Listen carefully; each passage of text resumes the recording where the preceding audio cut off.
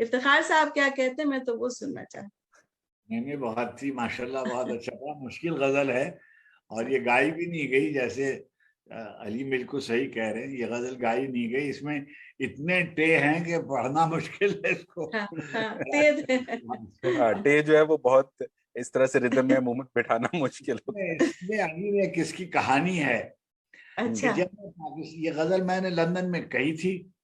अच्छा, अब वो लंदन में रहकर अपना घर याद आता था, तो मैंने वहां ये गजल लिखी कि तमाम खाना बदोशों में मुश्तरक है ये बात, सब अपने अपने घरों को पलट के देखते हैं। मैं जब यहाँ आ गया पाकिस्तान वापस, तो हमारे एक दोस्त ने हमारी शिकायत की और हुक्काम बाला तक, वो वजीर दाखिला अभी कराची में हयात हैं और वो इसकी गवाही देंगे अच्छा। कि उन्होंने मुझसे कहा कि इफ्तिखार आरिफ साहब ये कहा गया है। तो मैंने उनसे कहा कि ये लखनऊ के बारे में नहीं है, ये कराची के बारे में है। वो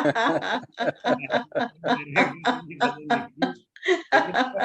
हर बारे पहलू में निकल जाएगा। अगर लखनऊ के बारे में भी कहा जाता है तो ऐसा क्या गलत है, इसलिए कि सही सबको है। अपने घर याद आते हैं जहाँ आदमी पैदा हुआ होता है, जहाँ उसके आबा व अजदाद की कब्रें होती हैं, जहाँ उनकी तारीख और उनकी तहजीब का एक सिलसिला होता है, उसको वो याद करता है।